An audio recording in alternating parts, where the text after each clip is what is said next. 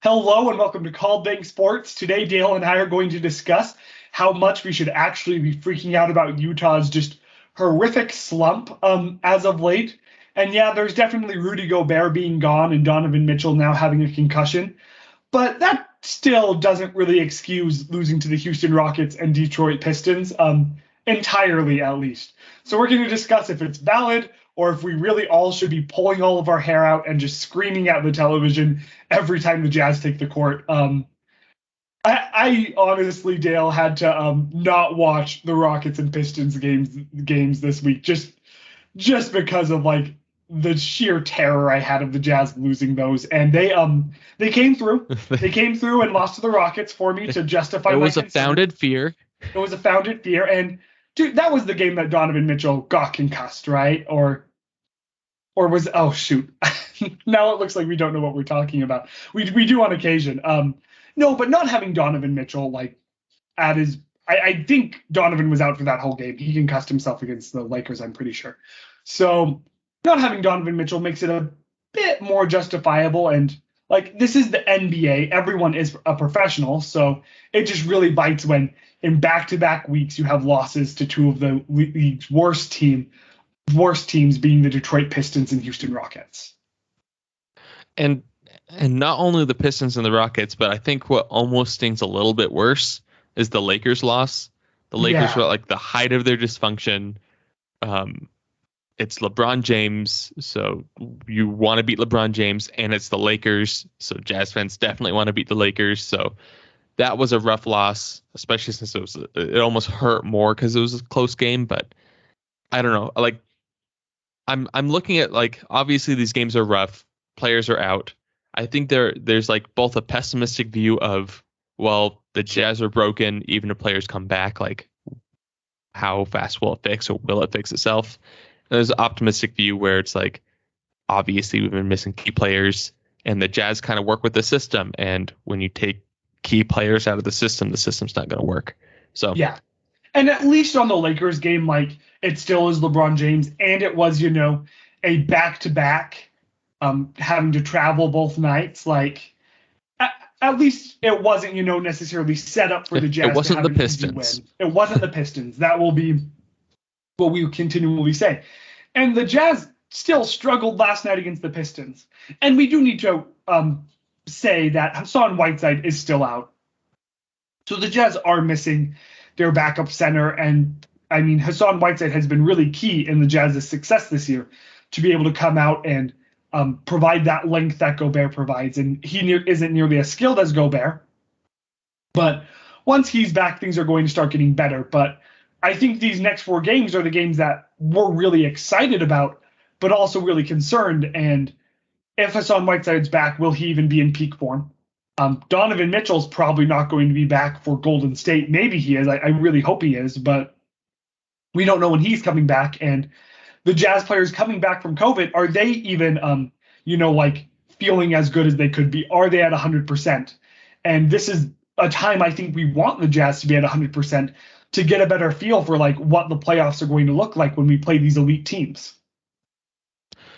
Yeah, and this stretch, like, it's rough that the Jazz are coming into it this way. Because not too long ago, we looked ahead, saw this, and we're like, okay, we have the Rockets, the Pistons twice, the Lakers aren't looking too great. Hopefully we can come in hot and come out of this 4-game stretch where we're playing the Suns twice, the Warriors once, the Grizzlies once, who are the 3 teams ahead of the Jazz in the standings right now. Like, at the time they weren't when we were looking ahead. But now the Jazz don't have momentum. They're still a little bit beaten up.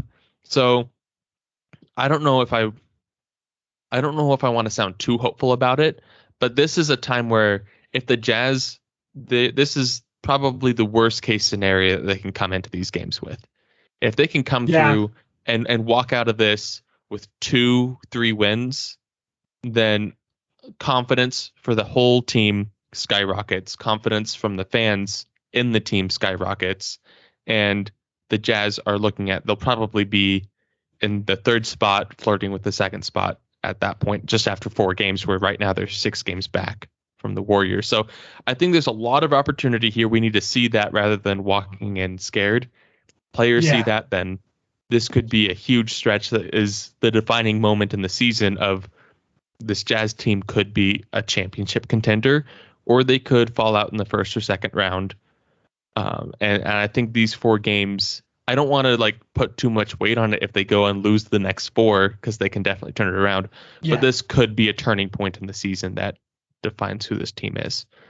And at this point, like, I want to see wins here because it will make me feel better than the Jazz. But not better than the Jazz, better about the Jazz. I will never, not that skilled. I but already feel better than the Jazz. fair enough. My semester's been bad, but it hasn't been as bad as the month of January has been for Utah. So, no, taking a look at it, like, it's capable. The Jazz have talented players. We've seen them put it together. They could go on a playoff run. I feel like no matter what seed you are in the West, it's going to be a gauntlet. Like, maybe the 8th seed is going to be an easy win, but I don't even know if that's the case. Like, the Lakers could still be the 8th seed. Like, what are our current standings in the NBA? I have those pulled up just for this, unless I don't. Okay, so the West we have Phoenix, Golden State, Memphis, Utah, Dallas, Denver, LA, Lakers, LA Clippers, Minnesota Timberwolves, and Portland Trailblazers. So, like, yeah, not super concerned about the T-Wolves and Trailblazers, but the Lakers are going to be a hard out, like, especially if they're able to get rid of Westbrook and get something better in return. Don't know if that's going to happen, but, like, and the Clippers are going to get Kawhi back. Denver's going to get Jamal back. Dallas is looking a lot better than they were looking at the beginning of the year, and you don't want to play Luka. Like, the West is deep. I don't actually know how much seeding is going to matter. Like, in the sense where it's like, you might... It comes down to home court advantage, pretty much. That's what seeding is. That's what seeding is. But here's the thing. I feel like path is going to matter more than seeding. And so, like, since last year, I think a lot of people would agree that the Phoenix Suns had the easiest path to the finals. And yes, the 2 seed and it showed in the finals. And it showed just a bit. I also think the Bucks had the easiest path to the finals. Like, I mean, it was hard to get through the Nets, but at least you didn't have to play James Harden and didn't have to Kyrie Irving. And they got to play the Hawks in the Western Conference instead of Philly. Yeah. So, well, I don't know. Ben Simmons actually looked like he was just giving away, dunks.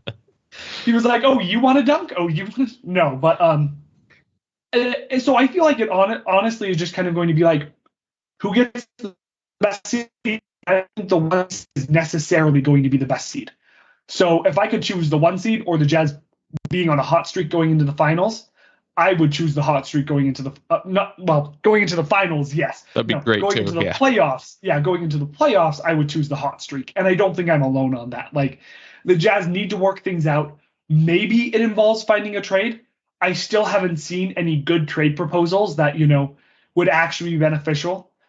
Since I feel like Joe Ingles would be the most likely player to be traded, and I actually heard a really interesting take the other day. I think David Locke mentioned, if you trade away Joe Ingles, who's 6'8" and one of our taller players, you need to get someone with some length in return.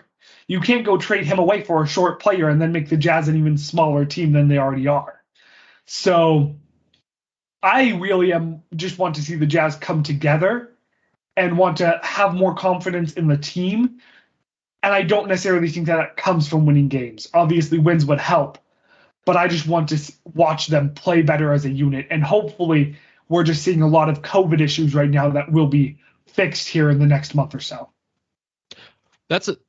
All of that was a really good point. I think that, like, especially like fans who follow every single game, it can be really easy to freak out at a streak like this where the Jazz have lost several in a row against teams that they should have beaten. And it's concerning there. But like you said, the West is tough. Whether the Jazz are the 2nd seed or the 5th seed, the 5th seed might actually be an easier route to the finals. And that's really the end goal. So as fans, like, looking at the Jazz, let's not freak out too much about the standings and how we're winning, especially where right now, like, you might not be playing teams at their best strength because of COVID and injuries. The Jazz aren't playing at the best strength for the same reasons. So instead of hyper focusing on standings, because like you said, they don't really matter, let's look at things that how is the team progressing? Like the key things that lead to victory and to momentum, we need those to be happening. And if the Jazz lose double overtime because of a buzzer beater, but they shot 40% from three, they shot 48% from the field, and it's like everything else lined up, like, oh well, that happens.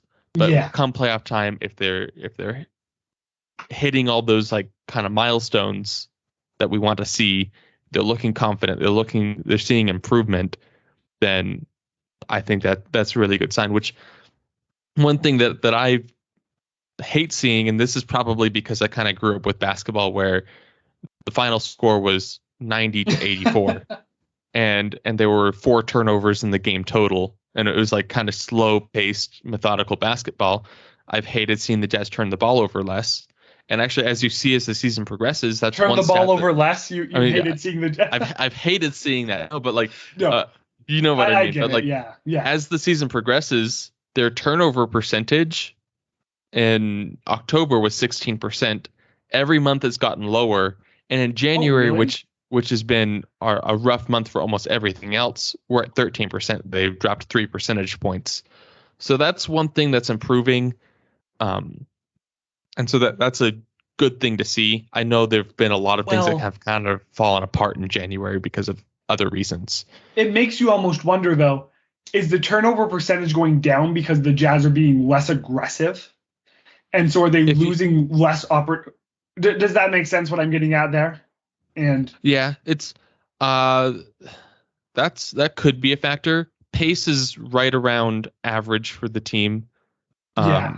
It is one of their lower months, so that could be they have less opportunities. I don't know how pace is calculated, whether that's possessions per game or I don't know, but like in December they were 100. Right now, if you round, we're at 98. True shooting hasn't dropped off, so like they're hitting their shots as much, but like you said, maybe they're not getting as much possessions, maybe they're not being as aggressive, but I don't know, like, and is aggressive a good thing? Is that something that is overrated? Because if you're Russell Westbrook, he's very aggressive and he gets some great plays. He also turns the ball over 7 times. So no, like, you love Russell Westbrook for his heart, but heart doesn't make you like an efficient basketball player, which is, I don't know how LeBron James didn't see that. Like, I'm still just floored that you had a chance at Buddy Hield and you took Russell Westbrook, but whatever. Buddy Hield's the perfect player to play alongside LeBron James. Yeah, and no, but this isn't a Lakers podcast, and it will never be a Lakers podcast, so we'll get off this train. I do think, and when people look at the Jazz's record and stuff this year, almost more concerning than losing to Detroit, and losing to Houston, and losing games that the Jazz should win, it's the fact that they lost to Golden State. That they had some, I forgot how good they were doing at the beginning of the year, that they've lost both times they've played Miami, that they've lost to Chicago, that they did beat Milwaukee, but it was a really down on the luck Milwaukee team. I can't even remember. Giannis might not have played that night. Like, the Jazz were playing a lot of Milwaukee bench players, not playing, their championship starting rotation. So I do want to see the Jazz pick up some wins against the top teams. And they did pick up a win against Memphis, I believe, earlier, but they also picked up that close loss to Memphis. And with that, I don't want to sidetrack the conversation too much, but do you think Memphis is a legit top team, or do you think Memphis is a team that they're just, obviously they're outperforming their talent, which is a good thing. That's not a diss to Memphis. I think they've just kind of gone on a hot streak. I think they're a great team, and in a few years they may be a top team. I don't know if they're. I think maybe they're in the dark horse contender category, and I think they just snuck into that recently. So this is what I would say. I would not say that Memphis is outplaying their talent. I would say they're outplaying their experience.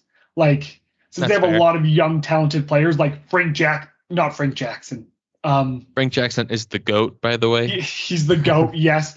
I picked him up in fantasy for that short period of time, hoping he would help me out, and then he proceeded to not do well. But that's besides the point. Well, I won't make this a podcast about my fantasy woes.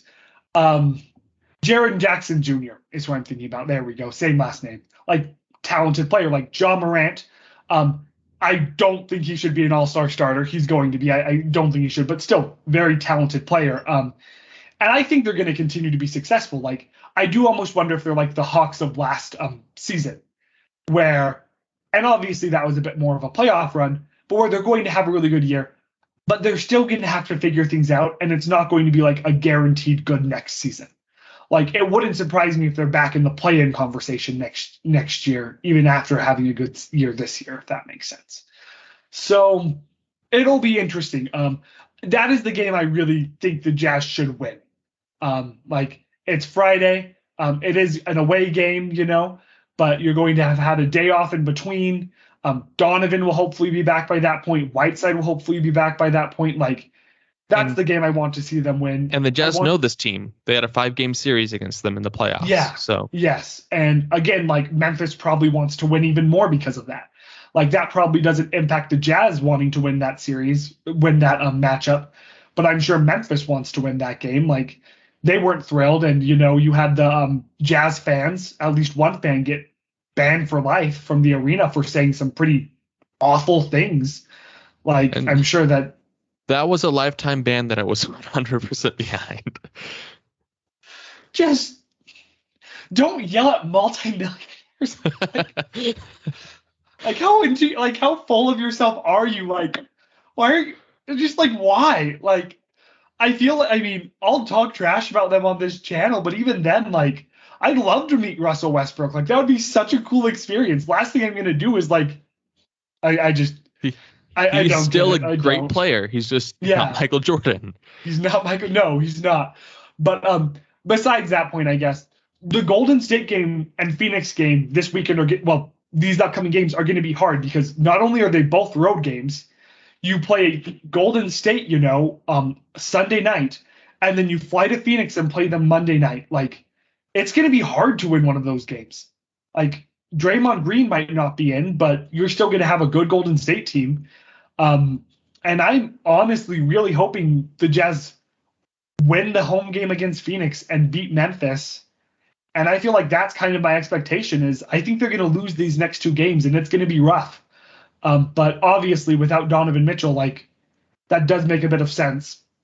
I do think the Jazz have a fighter's chance at the Warriors game because Steph is on a cold streak. Clay's still trying to get his footing.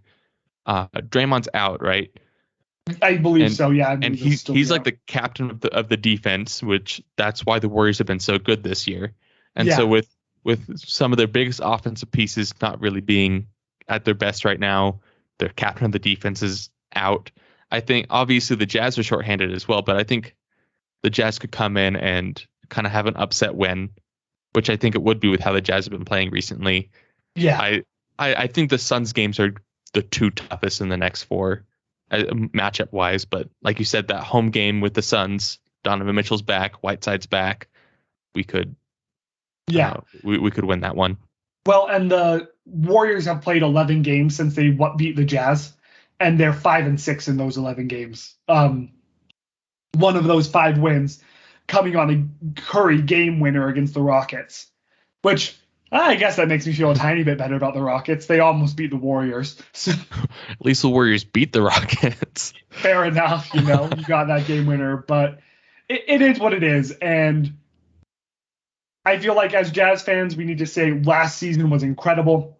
Take a step back. We didn't really get into this a lot, but if you were going to be watching teams over the offseason, who would you be watching? The Suns, the Bucks, and the Jazz. Like, I don't feel like that's really up for interpretation, or up for a lot of discussion. Like, people were going to watch the Jazz last year. Like, people needed to figure out how to stop what the Jazz were doing because that is where the league is going to go. And that's hurt the Jazz as teams have prepared for them. So it's going to be a learning curve for this team this year. And hopefully they're able to keep a decent seed and go into the playoffs and do better than they've done in years past. But I'm excited to see what happens. 100%. I think I'm not terribly pessimistic about things. It's been frustrating to watch, but like we said, there's a very understandable reason. It's not like they just decided to stop being good at basketball. So Yeah. I think we'll have a recovery. I'm really excited for these next 4 games. That they may be awful. The Jazz lose 24 games by 24 games in a row, but I'm looking forward to seeing some spark that the Jazz can build off of. Yep. And one last thing before we wrap up, you probably noticed that Dale and I did not put out a Detroit and Houston post game this week. Time is something that Dale and I are increasingly running out of, and so we are going to have to scale back on our post games to try to do the important and big games. So do expect post games for the upcoming 4 games. Like, these are big games and hopefully big wins for the Jazz, but we really appreciate you guys sticking it out with us. So please follow us wherever you're at, and comment. We'd love to continue the discussion. So thanks so much, and go Jazz.